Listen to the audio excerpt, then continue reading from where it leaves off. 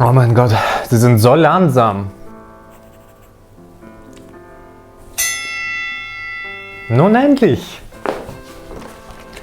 Катя, кот, работаем. Кот, вставай. Кот. Кот. Ты будешь работать или нет? Ясно. Хорошо. Я знаю, вы смотрите наши выпуски иногда в надежде увидеть что-то вкусное, правда? Полезное, быстрое, но вместе с тем и подешевле. Выдохните, а главное досмотрите этот выпуск до конца, потому что гарантирую, уже минуты через 2 вы все побежите на кухню готовить сегодняшнее блюдо. Проверим? Поехали. Сразу же включаем духовку на максимум. Противень или любая форма внутри. Или второй вариант. Берем сковороду. Ставим сковороду без прорезиненных вставок на средний огонь прокаляться. Кстати, у меня чугунная, маленькая. Візьміть до уваги. Дальше в холодильник за яйцами. Для сковороды 2, для противня 4. Яйца разбиваем в глубокую миску или же чашу блендера. Затем мука и молоко. Пропорции так же просты, как и люди, которые поставили дизлайк под прошлым роликом. На каждое яйцо 25 грамм муки и 50 грамм молока. Да, это мое собственное изобретение. Молоко и муку переливаем и пересыпаем к яйцам. Далее можно добавить малюсенькую щепотку соли, просто потому что мы ее везде пихаем. А также по желанию на кончике ножа порошка ванилина. В холодильник за сливочным маслом. Небольшой кусочек отрезаем, грамм 25. Ставим его в микроволновку на 25 секунд.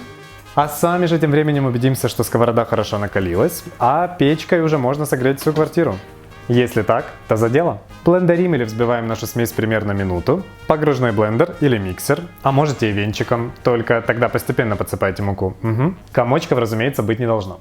А сама смесь пусть насытится кислородом и увеличится. Теперь достаем растопившееся масло, на сковороду его. Опять же, если собираетесь готовить в противне, тот же процесс. Масло распределить по поверхности, вылить смесь. И все это отправляем, оставляем в духовке минут на 10. Время будет зависеть от мощности духовки и от степени золотистости корочки, какую вы любите. Я, конечно, мог бы дать вам проверенную температуру, но не буду. Готовить это блюдо вы будете всегда либо утром, когда нет времени, либо когда захотите что-то быстро покушать. И тут вы вспомните меня. Поэтому экономия времени и минимум для запоминания. Блюдо носит гордое название Dutch Baby, голландская малышка. Впервые приготовлено немецкими мигрантами в США. Нам же для удобства я предлагаю называть его просто Дач. Ты будешь Дач? Может, Дач приготовить? Я приберегал его практически 2 года до сегодняшнего момента. Долго ж вы нас искали. Но все же не удержался и летом показал рецепт для местного ТВ. Дебют комом, как говорится. Чё уж теперь, не экранный я человек. Но не могу не сказать спасибо Елене Прекрасной за шефство и помощь. Ссылку на этот ТВ-фрагмент можете глянуть в описании перед сном, чтобы крепче спалось. А пока мы с вами болтали, вот что происходило в печи. Видели ли вы более прекрасное зрелище на кухне? Конечно нет. Особенно если бы я вымыл стекло духовки. Мне достаточно ровно 10 минут внутри. Не мне, блюдо. Не забываем о прихватке, мы же не деревянные. Тут же дач на стол, остатками сливочного масла смазываем поверхность. Затем сбрызнем лимонным или лаймовым соком. И в довершение немного сахарной пудры.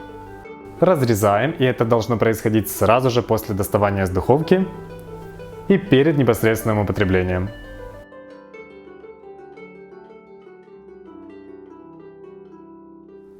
Что это за вкус, я описывать не буду. Я же не кот. Но корочка.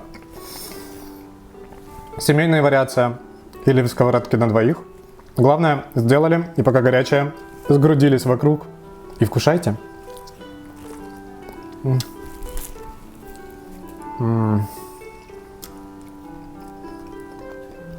С лаймом вкуснее всего.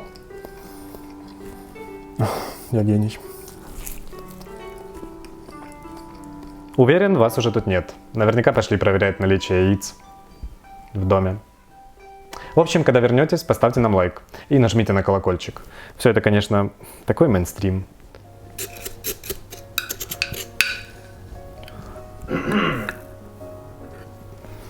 Знаете, мы никогда не гнались за общественным мнением, иначе бы готовили на грязной кухне закуски из лаваша и прочее, показывая полное безразличие и отсутствие культуры и мозга. Да, нет, жизнь слишком коротка, чтобы фаршировать грибы. Потому что, знаете, все, что приготовлено тут, оно испробовано мной лично. А я неплохо так выгляжу на свои 37. Ну а в сегодняшний юбилей я хотел бы сказать спасибо одному человеку, Ярославу Ивановичу. Потому что только благодаря его пинкам и силе воли получилось то, что получилось. Я уверен, он смотрит этот выпуск где-нибудь в Голливуде. Спасибо тебе от нас с котом. Надеюсь, еще увидимся. Ты не скажешь спасибо? Вот настолько все, да? Точка. Проверим? Поехали. Провод. Я, конечно... Простите. Я, конечно, мог бы дать вам проверенную температуру, но не буду. Приправляя все это отсутствием культуры и мозга.